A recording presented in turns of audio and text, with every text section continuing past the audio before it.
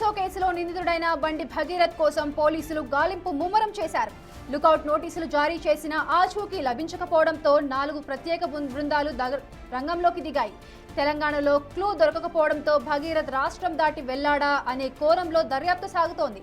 ఈ క్రమంలోనే భగీరథ్ స్నేహితులను సిట్ అధికారులు లోతుగా విచారిస్తున్నారు.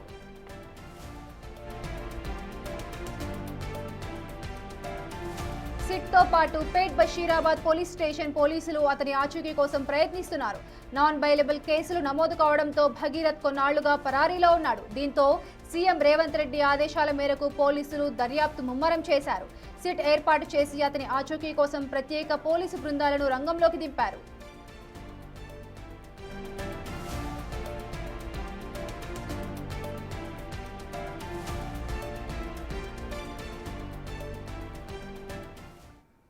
ఇక ఇదే అంశంపై మరింత సమాచారం మా ప్రతినిధి రాణా అందిస్తారు. రాణా, చెప్పండి. ఇప్పటికే పోలీసులు ముమ్మరంగా దర్యాప్తు చర్యలు చేపట్టారు, ముమ్మరంగా గాలిస్తున్నారు. మొత్తం తెలంగాణ వెతికినా ఇక్కడ ఆచూకీ దొరకలేదు అని చెప్పి వాళ్ళ ఫ్రెండ్స్ ని లోతుగా వాళ్ళకు ఇంట్రోగేట్ చేయడం స్టార్ట్ చేశారు. ఒకవేళ ఇది గనక జరిగి బండి భగీరథ్ దొరికితే కనుక ఈ రివర్స్ కేసులు కూడా పడే ఛాన్స్ ఉందా అంటారా?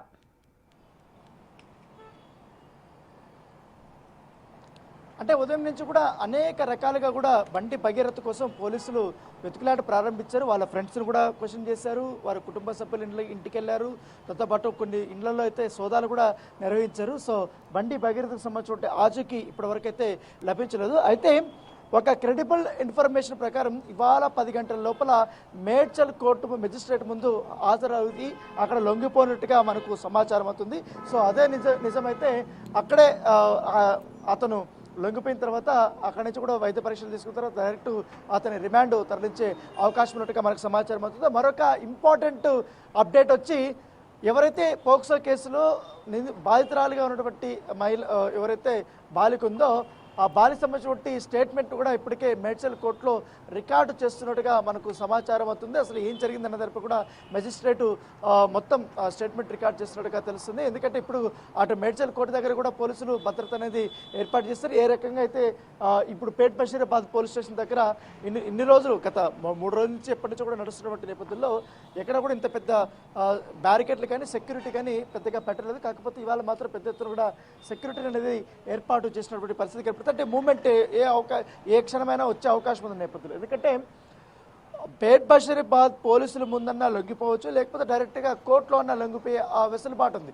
లేకపోతే ఆల్రెడీ ఇప్పుడు టీమ్స్ కూడా సర్చింగ్లో ఉంది కాబట్టి టీమ్స్ దొరికినా కూడా అరెస్ట్ చేసి ఇక్కడికే తీసుకొచ్చి తర్వాత మేడ్చల్ కోర్టుకైతే తీసుకెళ్లే అవకాశం ఉన్నటువంటి పరిస్థితులు కనపడుతుంది. సో దాని దగ్గర ఇప్పుడు సెక్యూరిటీ అనేది ఏర్పాటు చేశారు. ఎందుకైతే అత్యంత సెన్సిటివ్ కేసు, అత్యంత సెన్సేషనల్ కేసు కూడా ఇదే ఉంది కాబట్టి ఆ పోలీసులు పూర్తిసార్లు ఇప్పటికే బాధితురాల నుంచి 2 సార్లు స్టేట్మెంట్ రికార్డు చేసినటువంటి పరిస్థితి కనపడుతుంది. సో మొత్తం ఎవిడెన్స్ కూడా పూర్తిగా మొత్తం కలెక్ట్ చేశారు. చెప్పండి. ఇప్పుడు సోషల్ మీడియా అంతా కూడా కోడై కూస్తుంది. అంటే తండ్రికి తెలియకుండా కొడుకు పరారవుతారా అన్న ఒక క్వశ్చన్ మార్క్ అందరి లోపల వస్తుంది. అయితే పోలీసులు బండి సంజయ్ వైపు నుంచి ఏమైనా కూపిలాగే అవకాశం ఉందంటారా?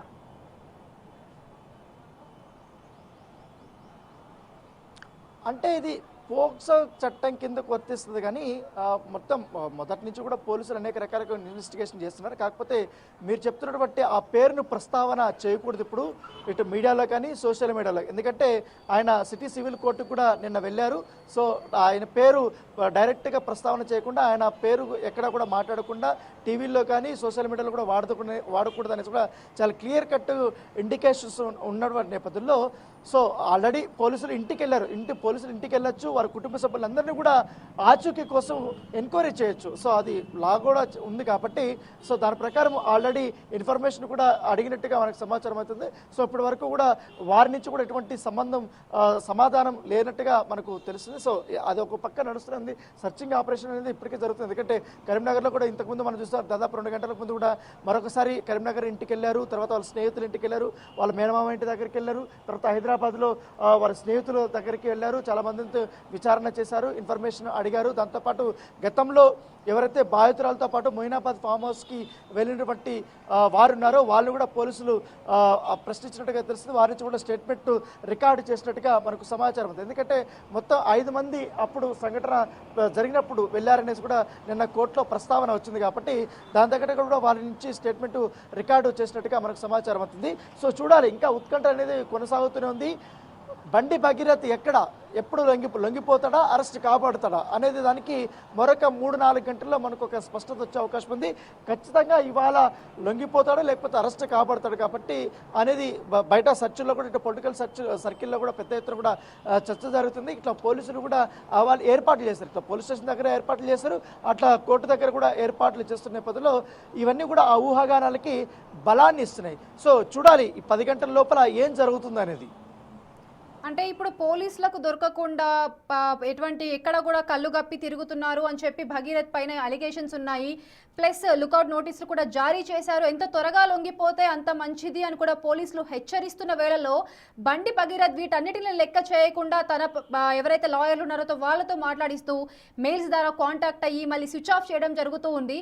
అయితే ఇట్లాంటి ధిక్కరణకు కూడా మళ్ళీ స్పెషల్ కేసెస్ పడే ఛాన్సెస్ ఉందంటారా?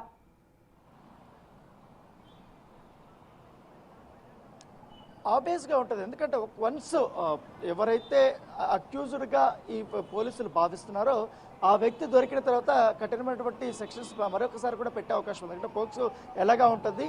సో దాంతోపాటు ఇక్కడ ఎప్పుడైతే ఇది పేట్ బషీరాబాద్ పోలీస్ స్టేషన్లో బండి భగీరథ్ పైన కేసు నమోదైంది అని తెలిసిన తర్వాత దాదాపు 10వ తారీఖు నుంచి 8, 9, 10వ తారీఖు నుంచి కూడా బండి భగీరథ్ ఆచూకీ కోసం పోలీసులు అనేక ప్రయత్నాలు చేస్తారు. చాలా రకాలుగా కూడా అతని యొక్క లొకేషన్స్ ట్రేస్ చేయడానికి ప్రయత్నించారు, అతను ఎక్కడున్నాడో కూడా ఇన్ఫర్మేషన్ కనుక్కోవడానికి ప్రయత్నించారు. కానీ పోలీసులకి పూర్తి స్థాయి పలానా చోట ఉన్నాడనేది కూడా ఇప్పటివరకు ఇన్ఫర్మేషన్ రాలేదు. ఒక చోట ఉన్నాడనేసి పోలీసులు అక్కడికి వెళ్తే అక్కడి నుంచి కూడా అతను అప్పటికే వెళ్ళిపోయాడనేసి కూడా సమాధానాలు వచ్చిన సందర్భాలు కూడా సో ఈ కేసుని చాలా ప్రతిష్టాత్మకంగా తీసుకున్నారు. కాబట్టి ఇప్పటికే సోషల్ మీడియాలో కానీ లేకపోతే పొలిటికల్ పార్టీస్ నుంచి కూడా ఈ కేసు మీద ప్రత్యేకమైనటువంటి దృష్టి పెట్టారు నేపథ్యంలో ఖచ్చితంగా ఇవాళలోనే ఇటు లొంగుబాటు అన్న ఉంటుంది, అరెస్ట్ అన్న ఉంటుంది అనేసి కూడా ఒక చర్చ అయితే జరుగుతోంది. Right, thank you Rana.